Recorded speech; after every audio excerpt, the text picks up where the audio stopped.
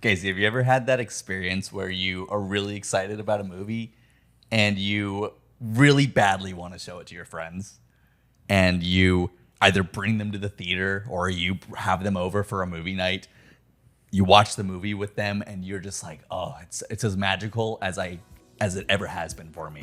And then you turn to your friend and you go, did you like it? And they go, no. Oh yeah. Or not really. So I don't know that I've had. So okay, yes, I have. Yeah, you've had it with me. Yeah, and I've had it with you. I guess what I'm trying to say is I'm still mad about it.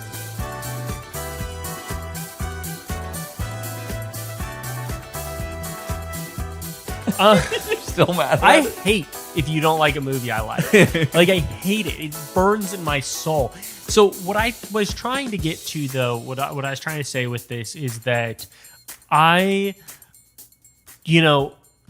people try to like hide how they're watching somebody watch a movie, right? Mm-hmm. Like, at least this is in my head. When I'm showing somebody a movie, my dream version would be that I could stare at you the entire time you're watching this movie, so that I could know like your minute little facial expressions at everything that I think is great in this film. I'm listening to every gasp, every laugh, every chuckle, every little sound that you make while we're watching this movie together. I am analyzing it to know. Yeah. So when you were like, if you like watched it and at the end you're like, what did you think? I know what you think because I've watched you the entire time. And now when I ask what you think, it's because I'm angry because I don't think you liked it.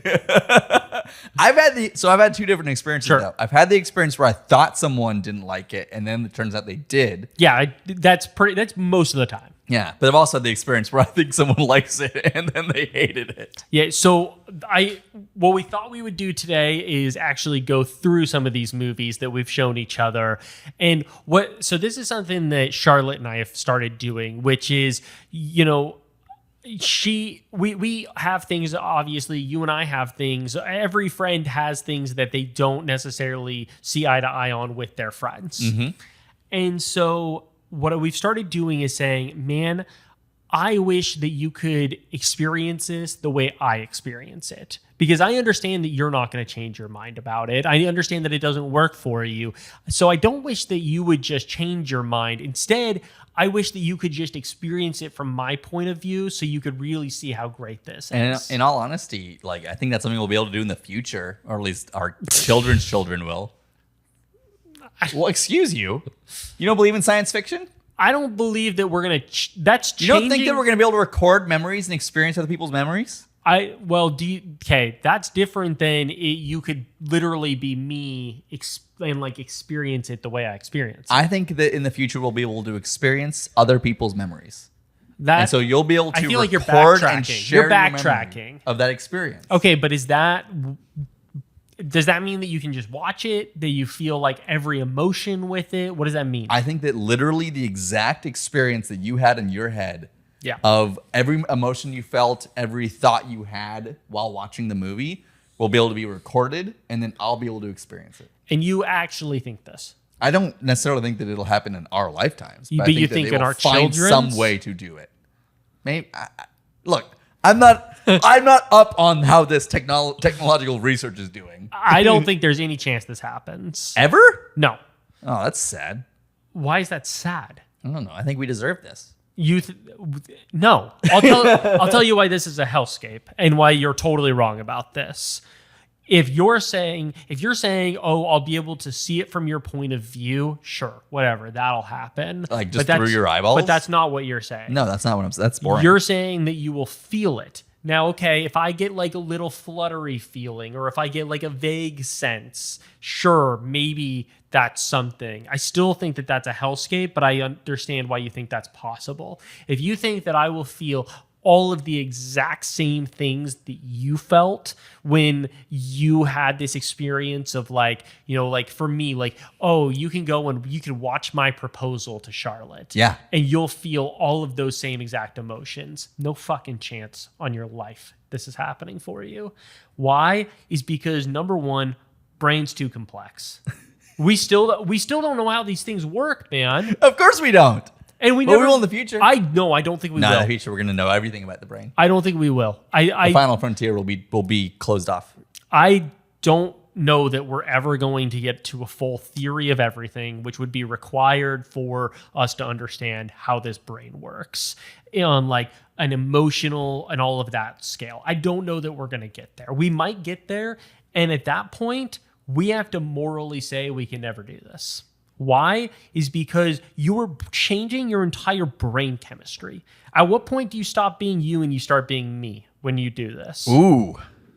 Because you've experienced it. And you haven't just experienced, oh, I felt good. Because I'll tell you, I didn't just feel good when I was proposing. It doesn't just have to be scared. Yeah. I felt sad. I felt nervous. I felt excited. I felt deep, passionate love. That's why it's so beautiful. So I don't want to just feel it. Cannot just feel happy. Feel that unless you feel every other aspect of me. Oh, okay. And you stop existing. That's super fair because like I don't have any of the context for why you feel those emotions. And you can't feel you either. Yeah, no, you cannot feel yourself. You it kind of has to be like it's being implanted in you and you're just experiencing it completely passively. The only time you could experience it was afterwards. And there'd be no context. And that's if you still exist afterwards. And I don't know that you do. It just kills you the second that you experience this other memory. It's like teleporting. Oh yeah, no, teleporting is a hellscape. I'm totally against. I would never teleport. There's a person who comes out the other. So let's maybe explain this. In teleporting, you are broken down to your atomic level and then reappear somewhere else and rebuilt somewhere else. Yeah, not even necessarily out of the same molecules. Those molecules are not necessarily being flung across space and time. Yeah, you might just be being rebuilt out of different fucking molecules. Maybe. And so if your brain is broken down all the way and then rebuilt somewhere else, I would say it's pretty likely that you as a person die the second that happens. Agreed. And something else starts living. And it's the exact same thing. Like you would look at those two people and you'd be like, they're the exact same person, but you would probably stop existing at that point. And I think that that's probably the same thing that would happen the second that you feel someone else's being entirely. I think I 100% agree with you about the teleporting. I'm very iffy. I think that there's a strong argument for what you're saying. I totally understand. I think even if you don't actually die, you're no longer the same person. Okay. I don't know that it's possible to be because you've just experienced me on like a real level. Your brain was just rewired and then rewired back. Yeah. So how can you have all of me in you and you without being somebody different? I think that if truly, I agree with you. If they truly figure out this technology to the point where I can have all of you in me for a second, every part of your existence in my head for a second as I experience this memory, then I agree with you. It does just you become a new person. Yeah. I agree with that. If it's just you don't have the extra context of being Casey and I just experienced the memory with the emotions you felt in the moment without that extra context, I don't think that kills you. But what emotions? Because then it's just a cocktail. Then it's a blend. Then it's just in that scenario it's just releasing the right endorphins and pushing the right receptors and but not all. But there's of not them. that extra. Yeah, you can't press all of them. But you wouldn't even necessarily understand why you feel sad, but you feel sad and you're like, oh well, why do I feel sad in this moment? Yeah. But it's because of all this extra context of being Casey. And that I think I would give that a 20% chance of happening. Yeah, I think that's the one that's gonna happen. I don't think that we're gonna be able to have all of Casey inside of us.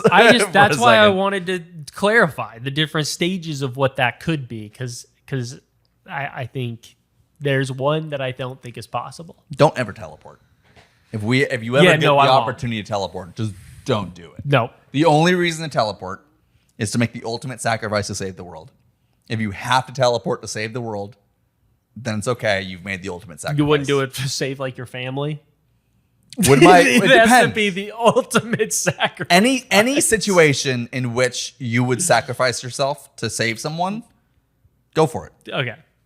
I just thought it was very funny that you were like, no, the world has to end before I go Yeah, through why that did I teleporter. specify that it had to be world ending?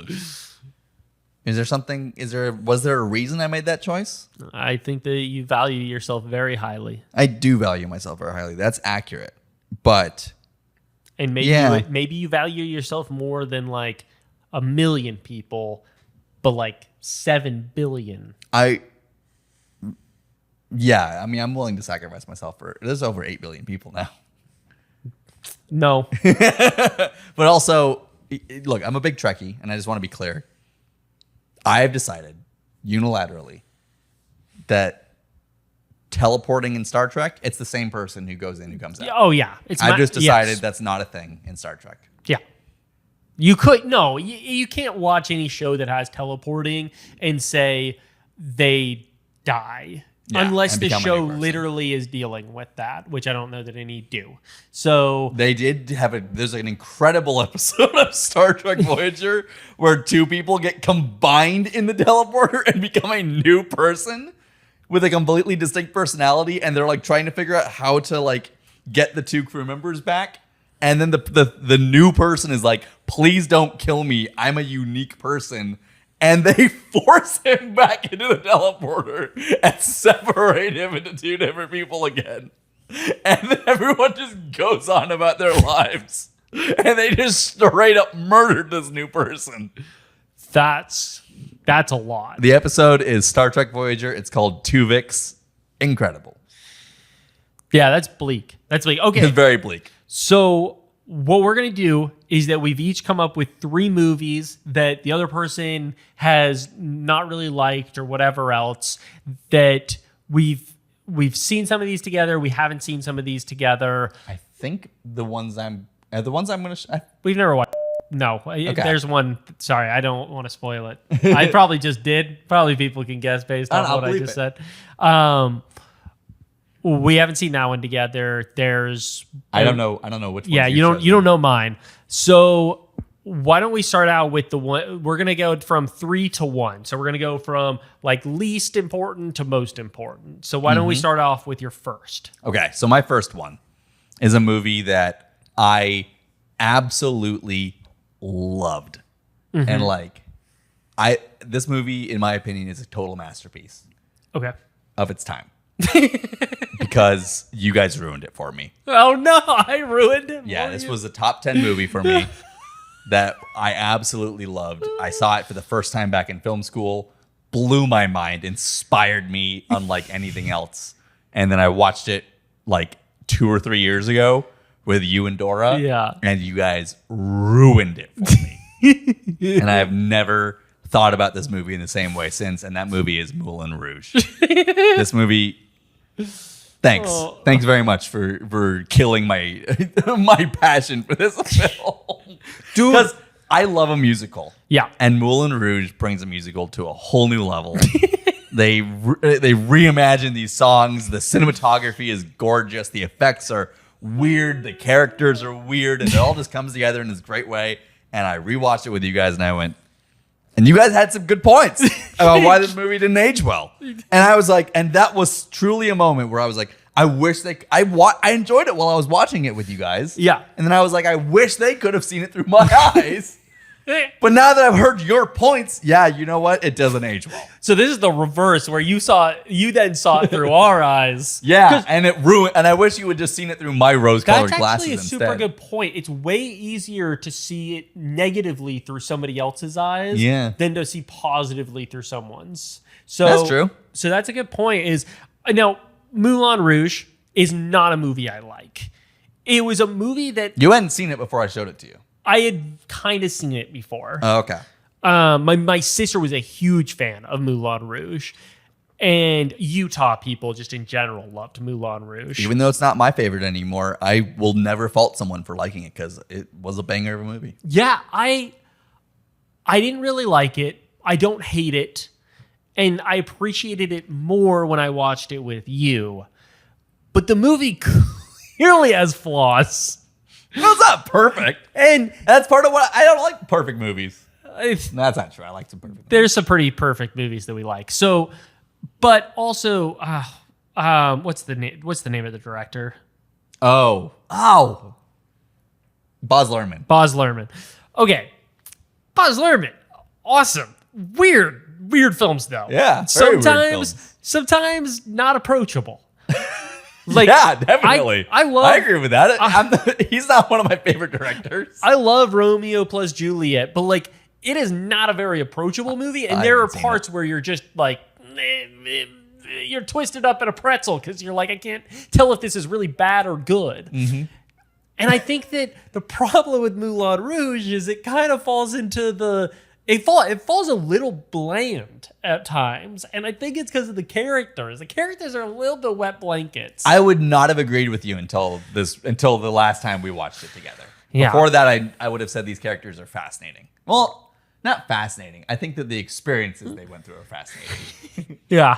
But like, you're correct. A lot of them are wet blankets. There's a great world going on here. So with mildly interesting people. So how did you feel about Dora and I after this experience? I was pretty mad that you took this joy away from me. It was really sad. Because I watched this movie in college and I didn't know what Moulin Rouge is. I'd never heard of it. Yeah. And I sat down in the theater in school to watch it. And I literally thought, oh my God, we're about to watch some really boring foreign film that's like really old. And like, oh my God, this is going to be a shitty class. And then it started, and the little dude comes up on the screen and starts orchestrating during the opening of the like different studios logos coming up. And I was hooked. And then they're doing the like big flyover of the Moulin Rouge with the big windmill going. And I'm like, this is incredible. Yeah. And then modern pop songs put into this old like period piece movie. Wow. You've got me sold. All that joy's gone now. I do wish that all of it's gone? All of it's gone. I can't ruin your experience in the past. You're taking it away from me. I can't do that. No. Take it back. I can't do that. No, you didn't take that away from me. I think this is a great example, though, of one that I wish that I could have seen it from your perspective, and I wish I could have seen it from my sister's. Like, anything, I wish that I could see it from the perspective of it's great, right? Mm-hmm. Like, anything, I would rather see it as great than, the criticisms that I have of it. And so, I guess I'll move on to mine. I think that this is kind of a good place for it. So we didn't watch this one together. Instead, you actually went with our good friend Dora. Wow, Dora's in around all of these movies that we've seen together, I guess. But no, so wait a second. Is Dora ruining? Dora's ruining Dora these is like movies. Pushing us in different directions from each other. Oh my God. She's splitting us up and our film opinions apart. Don't have a friend named Dora. They ruin movies. Okay. So this one, I don't know why she went and saw this movie with you. I mean, I could have seen from a mile away that you didn't like this movie. The second she said it, I got my brow got furrowed. I got annoyed that you had even seen the movie because I was like, you're not going to like it. And this movie is, of course, Portrait of a Lady on Fire. Okay, so first of all, I'm confused. You said we were going from least important to most important. Yeah. How is this the least important? This is the least important. Get ready, Isn't that your favorite movie? It's one of two favorite movies. Okay. Well, I'm learning things about you today because I thought that was your favorite movie. I'm shocked. I thought this was going to be number one on your list. It is the only movie that I have two art pieces on my wall based on it. So that's a good contender for it. Okay. But yeah. I want to be clear. When I don't like this movie, I don't think it's a bad film. Sure. I just don't get any enjoyment out of watching it. It does nothing for me. Have I ever told you about my experience watching this movie? I'm sure you have. So I saw it at the Egyptian and with Cool Theater in LA. And the second it started, my breath was taken away. And I just watched this movie, my jaw open, just bewildered by the energy between the two lead actresses and the contrast of what you're seeing on screen versus what you're hoping will happen, and the beautiful story of, you know, these two people who just want to exist together, and the only way that they can even start to communicate this in the beginning is through a painting. And you go through this beautiful story. You see some of the coolest, most just luxurious imagery. You see just all of this stuff. And then it has this chaotic, I mean, like, not like, I'm going to say the word, orgasmic a little bit, frenetic ending of this orchestra playing and you watching this woman reacting to experiencing this music. And like, genuinely, it was a moment of like, I got transported out of my body into experiencing this movie. And so it is one of the most impactful movies I've seen. I absolutely love this movie. It is not a movie that's for everybody. I truly wish I could watch it through your eyes, because I didn't get any of that. I spent most of the movie going, why are these characters not doing anything? But they are! They're doing so much the entire time! As far as I could tell. Oh my God. I was like, what does this person want? And the moment that her dress catches on fire, Very cool moment. Gasped, man. But I didn't understand why, for me, that moment just didn't have any context about why that moment was important. Are you serious? It was a gorgeous shot. Because she would rather burn alive. Like, she's in a situation where she is burning alive and she can't speak. And so then all of a sudden you literally take what is sitting under the surface, what she is feeling every single day, and then you visualize it through visual metaphor of that now she's actually caught on fire and she's not reacting. And like, so you have, and then also you have like the sexual side of it, of that she is like burning for this other woman and can't express it. And suddenly, God damn it, there's so many ways you can interpret this because it's fucking perfect. Like I said, there's nothing about this movie that I think is a bad film. I don't think anyone did anything wrong here. That explanation's fantastic. Oh my God. Not at all what I was feeling as I watched this. I watched it at the ArcLight too. So beyond that, dude, then you did. See, this is what sucks is then, and then, so I corrected it. The next time that, I'm going to look up the director's name so I'm not an asshole. This is why I want to make sure that, like, I'm very clear. This movie wasn't for me. I'm not mad about this. Because, like, there's a lot of movies I'll rant and rave about, like, being like boring or like not communicating their story well. Sure.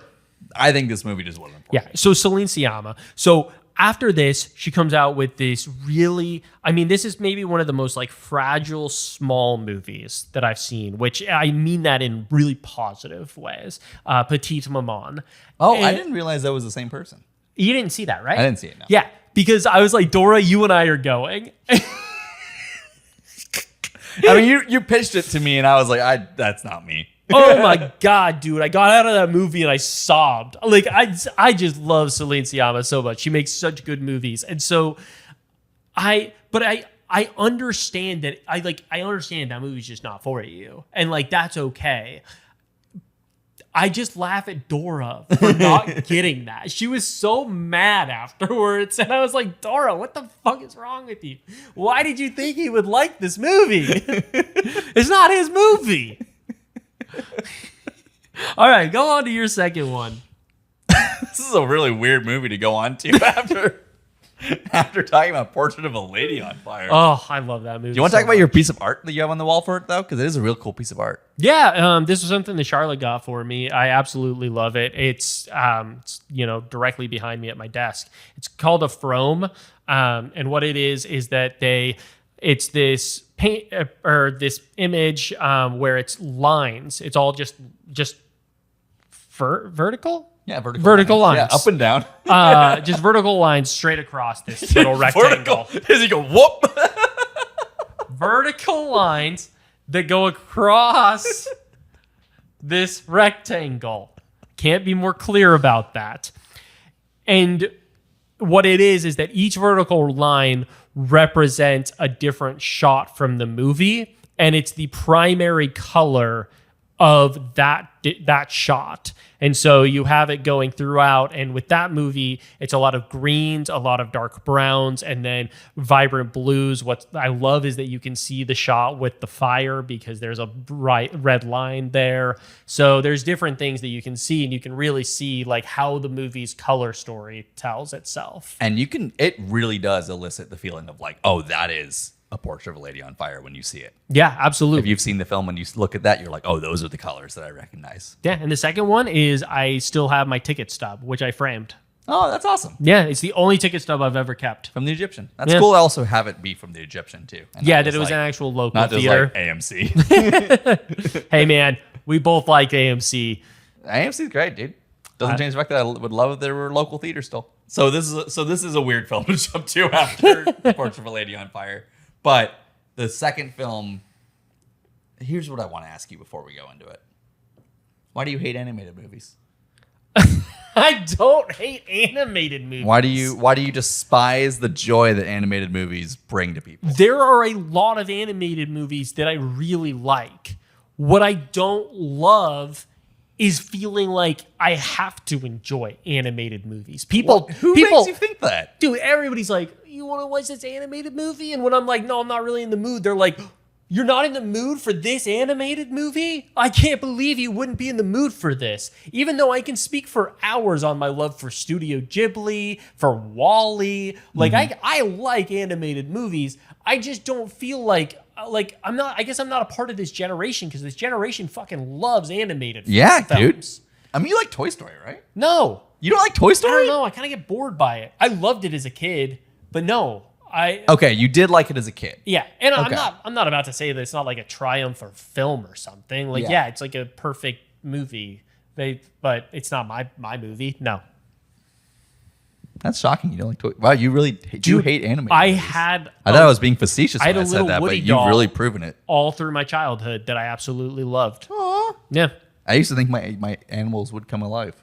Really? Yeah, I really believed that. So my second movie is Spider-Man Across the Spider-Verse. Yeah. Because I absolutely... So the Spider-Man Into the Spider-Verse is one of my favorite top 10 films. And you liked that film. I love that movie. Yeah. That was one where I showed my family it. Like, no, I love Spider-Man Into the Spider-Verse. And so we went to go see Spider-Man 2 Across the Spider-Verse. Yeah, it's not as good. I thought it was fantastic. It's not as good. It's not on my top 10 list, and the first one is, so clearly I agree with you. Yeah. It's not as good, but I do think it is still spectacular. So two things. Number one, we saw this in IMAX, and we were on the third row. That was horrible. Why did we go? Oh, because we needed a handicap accessible seat. Oh, Is that why we're on the third row? Maybe. That might have been it. Yeah. It was awful. Yeah, it's IMAX, not a good experience. IMAX that close is too close, man. It is a It's brutal experience. Yeah, no, you do not want to sit that close. You include that in an animated film where no shot lasts for longer than like a second and a half at absolute most. Like most shots last for like less than half of a So less than a fast. second, dude. It's so fast. It's 2.5 hours of that. Like it got dizzying. I genuinely felt overwhelmed by the end of it. And you have not watched this movie since then? No. Okay.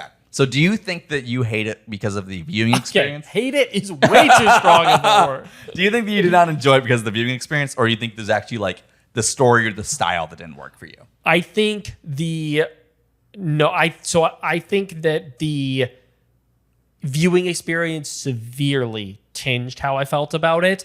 I still think that the movie has problems. Okay. Number one, I think that the first one was awesome because it felt like its own thing. It felt separate from all of the other superhero shit that was coming out. And like when the first one came out, I was already kind of tired of superhero stuff. I was when the tired. second one came out, I was done with superhero stuff. I'm just done with it. Unless you have a really cool, unique perspective. And like there's some stuff. The first that's one felt happening like it was a cool, unique perspective. The second one has literal tie-ins to the Sony Spider-Man universe. Like Well, they're awful. I remember you hated awful. the moment when the Spot jumps into the Venom universe for a second and he goes awful. live action. You were so mad. That is an awful experience. That part sucks. Especially because I didn't know that was the Venom universe. I didn't recognize anyone in it. I was like, what are we doing here? Yeah, it's bad, man.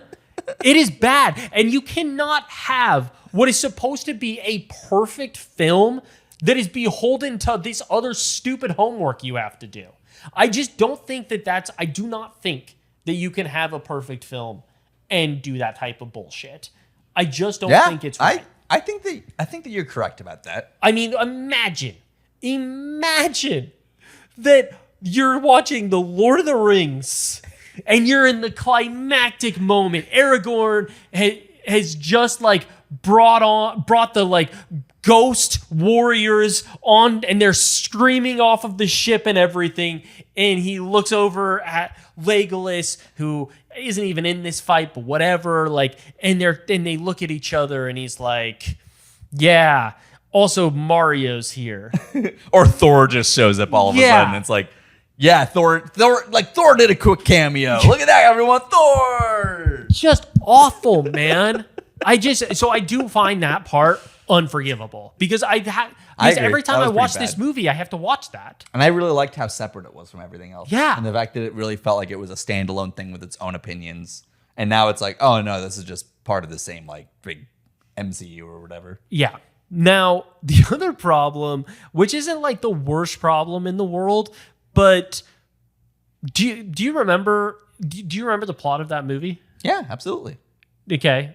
And do you remember like some of the specific details and stuff, or like how it ends or anything like that? What are you trying to get? I'm trying to get at the you want me to fact give that you a synopsis? in like 6 years we're gonna watch the second one, and I'm not gonna know anything that happened in the first one. I'm gonna rewatch it before we watch the second one. So before we went and watched Dune 2, first of all, I didn't like the first Dune, and I watched it in theaters, and then before we went and saw Dune 2, I rewatched Dune 1 on my own. And had an absolutely fantastic experience and decided, oh, wait, I was totally wrong. This movie slaps. And I watched it about a week before Dune 2, went into Dune 2, and loved that movie because I had just rewatched Dune 1. So I'm going to make sure I do the same thing with this. I think Dune 1 and Dune 2 are separate movies. They're not They build off of each other massively. Oh, I understand. But it's not part 1 and part 2. It kind of is. No, I actually think it kind of is, dude. Like we still haven't finished any of the story. Yeah, but like this character arc is stretching this entire thing. It's not one single character arc for like each movie. It kind of is. I guess, yeah. Yeah, he has. It's pretty similar though, I think, to this. Not as crazy. I guess no. There's not literally like there is still cliffhangers. You're actually right. What's gonna happen? No, you're actually right, because they did the same thing. I forgot when Dune came out that they did the same thing of that they announced that it was a part 1 and a part 2, like when it came out. Yeah. So you're actually right on that. I'll take that part back. I'll take that argument back. I give in. Thanks, Michael. I give in, dude. Okay. It's okay. I give in. Okay. So So you're concerned that we're all going to forget the plot of Across the Spider-Verse before I part have 4? forgotten the plot. I know. You're not, but are you completely unwilling to rewatch it before the next one comes out? I just have to watch a 2.5 hour movie with segments of it that I despise. I mean, that's a problem because I loved it, so I'm gonna love rewatching it. I'm actually stoked to rewatch it. Mm-hmm. But like, I think I'll enjoy and like it. Even with Dune, like when Dune 3 comes out, I like those movies. Do I really want to rewatch Dune 1 and 2? Because like there's so many little things you forget. Yeah. I don't. It's kind of a problem with spreading these parts of movies out over so many years. It's like kind of intense. Yeah, I definitely don't love that. Yeah. And so it does feel like an incomplete experience because of that. Yeah. I do like to leave a movie feeling like, oh, I did it. Like it's done. Yeah. And I honestly, I just can't remember enough of the movie to remember like all of my little criticisms of it and stuff. What I will say is that I do think that it's a good movie. Mm-hmm. I just think that it didn't work for me, and I do think that there are real issues with that movie. And when you go from a movie that is like perfection in the first one, because I do think that is one of those movies that verges on being a perfect film. Totally agree.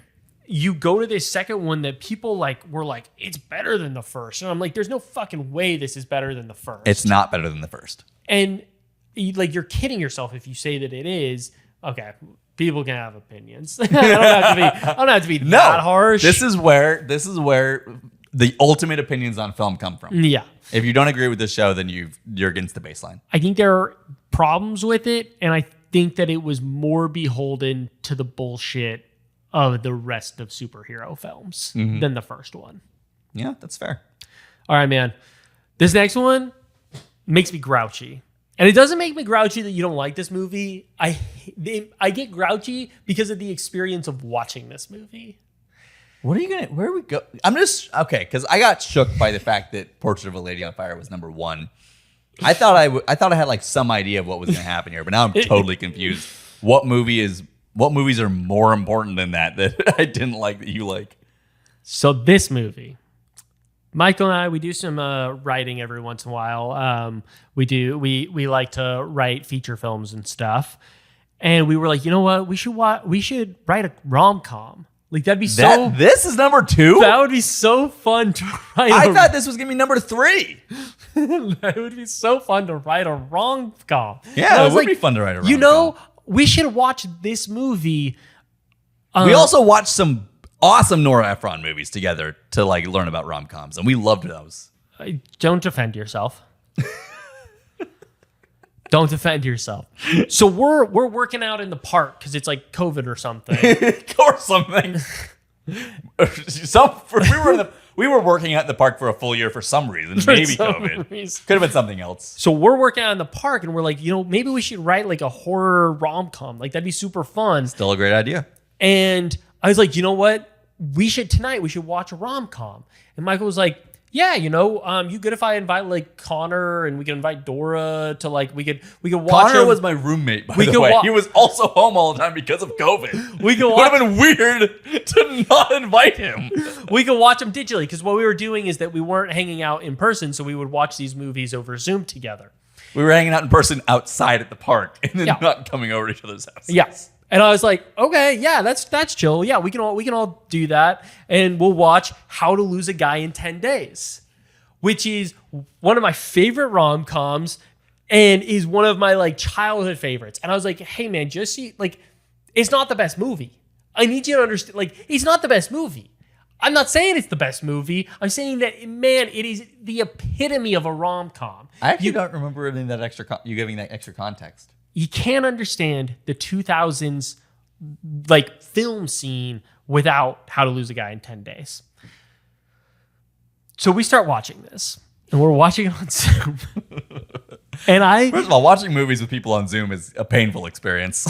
And you can, because this actually staring at this gave me what I wanted, which was that I could stare at them while we were watching this movie to see their reactions.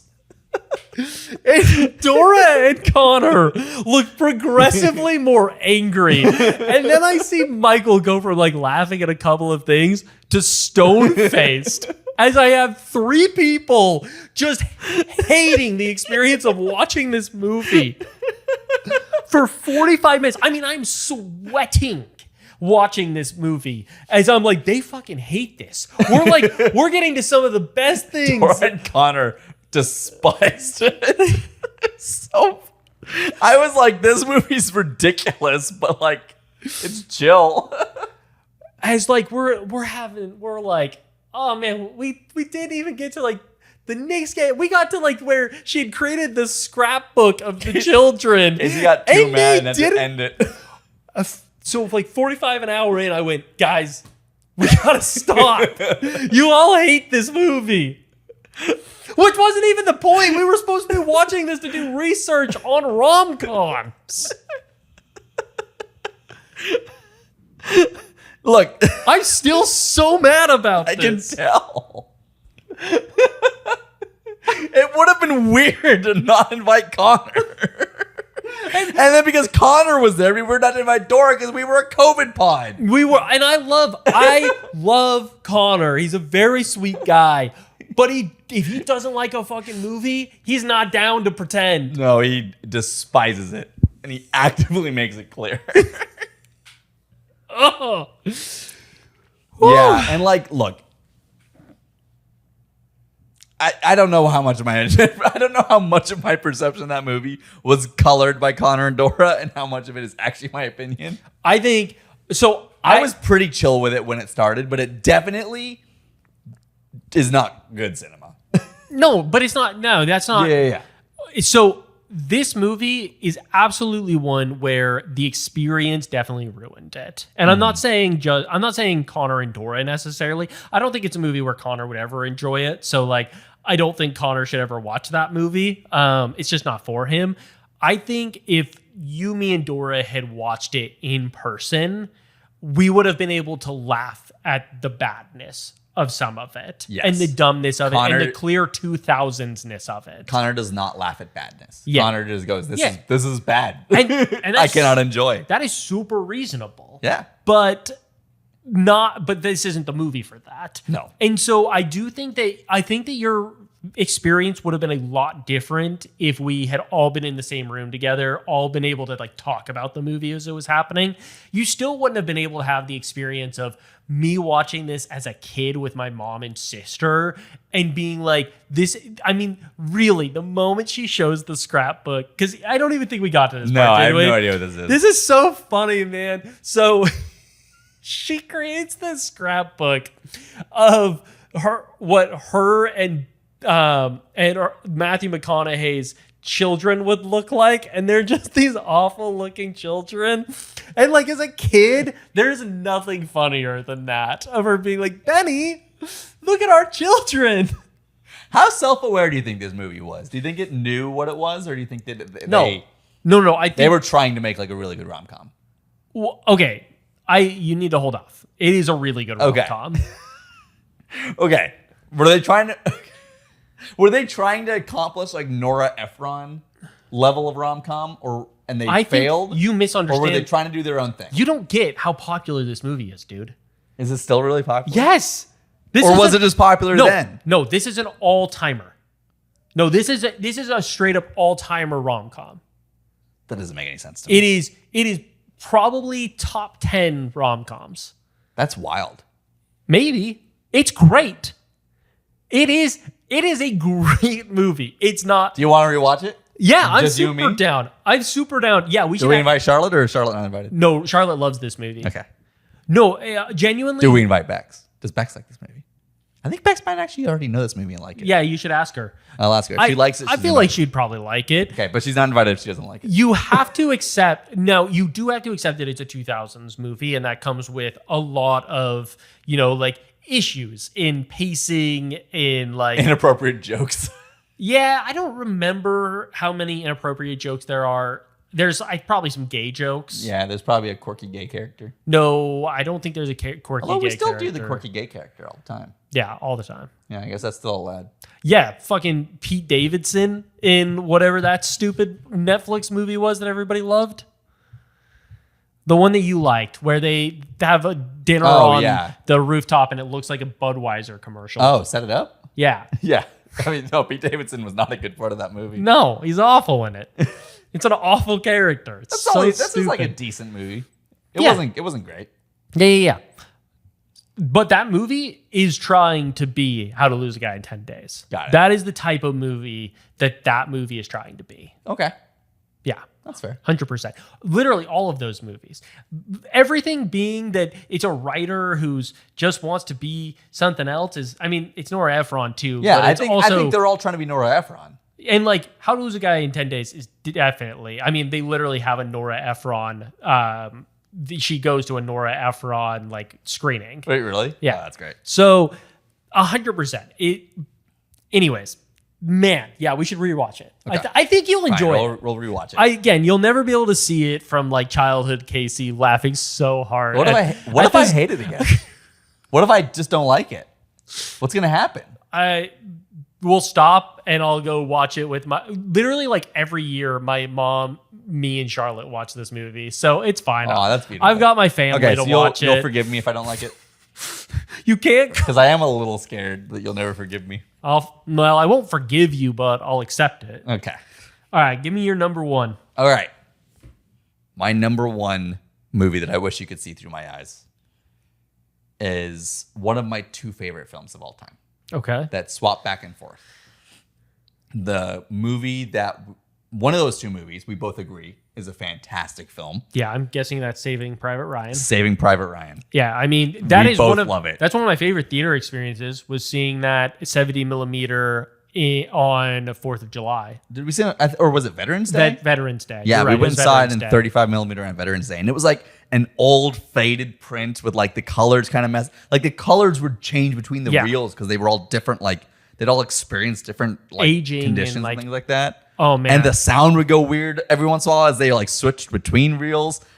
But that movie is so incredible and it was so interesting. Everyone to watch was it that crying. way. It was beautiful. Man, that movie's awesome. It has the book ending is weird, but the rest of that movie is, unbelievably good. Yeah. My other favorite film, right alongside that one that swaps between it for first place. Yeah. Also a Tom Hanks banger, Forrest Gump. And for some reason, you don't like this movie. I don't know why, dude, but I don't really like I don't We've like talked this about movie. perfect films. I think Forrest Gump is a perfect film. It's long. Are you sure? It's long. I think that it justifies every moment of its watch time. It's so weird. I really wish that I could totally tell you why I don't really like this movie. And the funny thing is my dad and my sister love this movie. This was my sister's favorite movie as a child. Oh, well, she and I can watched bond it about that. daily. I'm gonna call Jordan up and we're gonna have a long conversation about Forrest Gump. I showed it to I just rewatched this movie like 3 months ago with Bex and showed it to her because she'd never seen Forrest Gump. And she also fucking loved it. Dude, Like we had such a good time. and like there's so many good parts. I mean, Run Forrest Run, like him running in the football game and then running out of the stadium and hitting the band, and then the band next time having a big sign saying "Stop!" and then also, and then the whole Vietnam sequence is incredible. And Lieutenant Dan, Yeah. it was like the way that Forrest. Because I think that also what I find interesting just as a filmmaker with this is the fact that like Forrest Gump has a flat character arc. Forrest doesn't like learn and change a lot throughout the movie. He has a lot of experiences, but his experiences change the people around him, and he stays the same. Yeah. And that's just so beautiful and so cool. And also, I'm so sad that apparently in the book he becomes an astronaut, and he doesn't become an astronaut in the movie. And I would have loved an astronaut sequence. That would have really jumped the shark, though, It would man. have totally jumped it. It would have ruined the movie. Yeah, that but would also, not how have sick worked. would that have been? But so, what part of the movie? Because you said it's the runtime is long. Do you get bored at a certain point? I would get a little bit bored. What is there a specific point where you got bored? I didn't really like him catching crawfish or shrimp What? with Bubba. Well, he doesn't catch him with Bubba. Bubba dies. Oh, right. Spoiler alert. Yeah. Bubba dies in Vietnam, and then he goes and starts the company because he Right. promised he was going to start it, Yeah, okay. and then becomes Bubba Gump Shrimping, and then Lieutenant Dan joins him. Yeah, and I didn't really like Lieutenant Dan. Thought he was You kind of don't weird. like Lieutenant Dan? I'm telling you, man. And he's up when he's up on the mast with no legs, screaming at the storm, "Come and get me!" Yeah. And then all the other shrimping boats get destroyed, and they become the only shrimping boats. They become millionaires. Yeah, I do. One of the jokes I do like is him speaking after the MLK walk or whatever, when he gives this whole speech and they've screwed up the wiring, and then he just says, "And that's all I got to say about that." Yeah, it was an Very funny. anti-Vietnam rally. Yeah. not the MLK. Oh, okay. Yeah. That one was pretty good. That moment. Clearly, I don't remember this movie very well. I've seen this movie a lot. I rewatch this movie like every year. I love this film. Also, the moment when Jenny is like on the balcony and the like Freebird starts playing and like just like the guitar solo is ramping up as she's getting up on this balcony and thinking about jumping and looking down at all the cars and just like this movie has such like incredible emotional highs and just like I don't even remember that. It's so depressing that she just dies of AIDS. Like, yep, so depressing, dude. pretty sad. Why? Needlessly sad. She just has this child. I don't know if I'd say it's needlessly sad. It's just sad. Yeah, you're right. It's not needlessly sad. It's sad. Yeah, It's just, I don't know, man. No, man. I love that the movie. I think that what you're saying is honestly part of what I love about this film so much is that it's not a film that's just a comedy or just an action movie or just a drama. It has all three of those things worked into it in really incredible ways. And it makes you feel a lot of stuff throughout it because you'll laugh hysterically, followed by wanting to cry. Yeah. And it's like, there's not many movies that does that to me. Mm-hmm. And I really like the fact that like you can experience so much through it. Yeah. It's one that I haven't seen in a long time. So, but it was also we're gonna watch How to Lose a Man in 10 Days, and then immediately Forrest Gump. Great double feature. Also a long day. A very long day. So I think the other problem with that movie was that it was one of those that was on cable constantly as a kid. And so I would see little parts of it all the time. And I think that like, I don't know, something about that drove me insane. What's funny is that one of my other favorite movies, Shawshank Redemption, was that is the movie that's always on cable. And that's part of why I love it. Yeah, I mean, that's why every time that I randomly came to a channel with Shawshank Redemption, I had to watch the whole thing. And then years later, I found out that's apparently just a thing. Yeah. Like people are posting on Reddit all the time saying that's the movie that if you see it on cable, you have to finish it. Fair. Like, other people do that too? Yeah, I mean, there were movies that I fell in love with, like Fast and Furious Tokyo Drift. I loved that movie because it was on HBO, and like we had HBO, and I would just like watch it all the time. I fell in love with that movie, but I never saw it on TV. Mm-hmm. So two things about that movie. Number one, that was the first movie that I went over to like one of my brand new friends' houses in sixth grade to go and watch, and we watched that movie, and I loved it. And number two, I watched that movie on the plane on my way to Tokyo for the first time. Oh, that's pretty sick. Yeah. That was a good time. Mm-hmm. All right, Michael, you ready to hear my final one? I'm still confused about... Do you have any guess? Also, why was How to Lose a Man in 10 Days more important than Portrait of a Lady on Fire? Well, it was a more visceral experience of how bad it was having you watch it. Okay, cool. Okay. It's not a more important film to me. Yes, now it makes sense. No. Okay. You're just judging it differently. Yeah. Yeah. Do you have any other guesses for this final movie? No, because you've completely thrown me with Portrait of a Lady on Fire being number 3. Oh, I feel good. All right. My final one is maybe my favorite movie of all time, Moneyball. I like Moneyball, though. Yeah, but I need you to love Moneyball. I need you to understand. I don't just wish that you could rewatch. I don't wish you could have seen it once from my perspective. I wish you could see it every time from my perspective. You do love, like, you have an obsession with that. I love this movie. I watch it at least once a year. Every year I watch it, I get a new thing out of it. I think it is one of the masterpieces of film, and like the experience of looking at the American culture through the lens of sport. I think it is awesome and perfect. I think it's genuinely every time I watch it, I love it more. I think it's an absolutely fantastic film. I do not understand why you think it is so revolutionary. I'm not saying it's revolutionary. I'm saying that it perfectly encapsulates something. Okay. And I don't actually, it's not like the most revolutionary thing of all time. Yeah. But it does, but great things aren't always revolutionary. Mm-hmm. Sometimes they are a perfection of a craft rather than being a brand new craft. That's super fair. They're the culmination of so many other things coming before it. And that is definitely, like, this I think is my personal favorite sports film, easily. I think it is one of the best sports films because it looks at how we interact with something as simple as playing a children's game. They say it all the time in that movie. You never know how long you'll be able to play the children's game. It's this thing of hope and aspiration, and also like there's something insidious about it, disgusting in the center of it. There's all of these things, and you can take that idea and then you can extrapolate that, which it does, to the American dream. And like, it so expertly does that with this person who believed and was told that he was meant for greatness, and then he got to where he was supposed to be and absolutely failed. And like, that is something that, we all experience in some way or another. And it's something that I think is so interesting about sports is that these people, we're seeing it like, we saw it with Tom Brady, and I know this isn't a sports podcast, but like, I don't know what you're talking about. Stay with me for a second.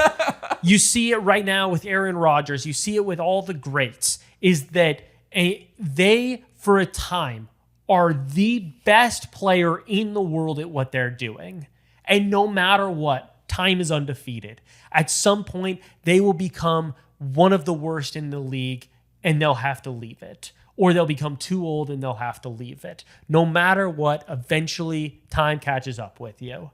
And that movie is about that. It's about fatherhood. It's about friendship. It's also about math. It is about math, but it's like interesting math. It's some of the coolest ways that you could film a sport with like those shots that feel like you're in this ethereal space when somebody's pitching the ball. Like the way that the cinematography and the editing is spectacular. I just think that is a movie where the more you watch it, the more you can dig into how amazing it is. It is not a movie where you watch it once and you go, wow, that was transcendent. But it is a movie where if you give it the grace to keep watching it, to keep picking at it, it's something like a great book. You can really just keep bringing new things from it every time. I think I've seen that movie 3 times. Not enough. And I've really enjoyed it. I've enjoyed it thoroughly every single time. Yeah. I think what I've really picked up on, though, as I've watched it more, is just how good Brad Pitt is at eating on screen. Oh, he's the best. He's undisputed. Whether it's Ocean's 11 to Moneyball, the scene where he grabs popcorn, he puts it in his mouth, and the person answers the phone and he spits it out is impeccable. How does he do it? I don't know, dude, because he's perfect. He's made eating on camera into an art form. Literally in Ocean's 11, when he's like eating that burger or whatever, like it's like I don't remember this one. It's amazing. Yeah, literally he's eating constantly in those movies. But it's like him and what's his face? What's his name? The other main character, George Clooney. It's them like walking. I don't remember where they're at, and he's eating something, and it's just like it's ridiculous. It's weird. I don't know how. No one else eats like him. So many people, you can judge them because you can tell that they're not eating on camera, and yet somehow he eats constantly. Huh. Well, okay. Well, let's watch Moneyball again together because that's at least a movie we both agree is at least agree is like fantastic. Dude, anytime. I say that, but then I'm like, you got to give me space because I got to be in the right headspace for it. Yeah, so not anytime, but you let me know. Anytime I choose, watch Moneyball. Let me know when you're prepared. All right, man. Well, I think that this brought us closer together. Yeah, absolutely. I definitely think so. I feel like I actually got closer to experiencing these movies through your eyes.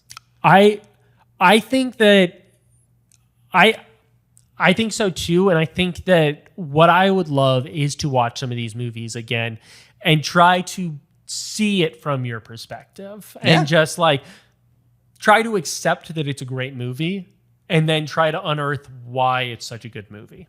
I think that's a great way to look at it. And also, now I suddenly have more of a like understanding of why you have this habit after you watch a movie with people where you like to grill people about the movie and make them justify everything about why they liked or didn't like or even anything about the movie. You want to know exactly what they thought. I love this. And to make them defend their arguments. Yes. Yeah, because it's not enough to... I think it's because you want to see it through their eyes, right? Yeah. No, it is. It's genuinely... because it's intense. It's a very intense. It's sometimes off-putting. Yeah. You have to learn to like it. This element of watching a movie with Casey. I remember I would talk with my therapist about this of like, dude, I like get really intense after watching a movie and like will force people. And I was like, but you know what? It's more interesting than just watching a movie and leaving. I'll tell you that. Like, you want interesting? Come watch a movie with me and let's argue about it and let's get heated about it. But I think what I really am, I'm trying to understand it. I'm trying to also realize what my opinions are. So I'll say things that I don't necessarily mean, that I'll then backtrack or adjust. But I am trying to understand. And I'm trying to get a little bit closer in what our perspectives are on this movie. For sure. Yeah. Well, you know what? I appreciated this conversation. Thanks, dude. Good job. Good job. Can I have your eyes? Oh, yeah, okay. Swap? Yeah, we can swap them. I feel like you're getting the raw deal on this.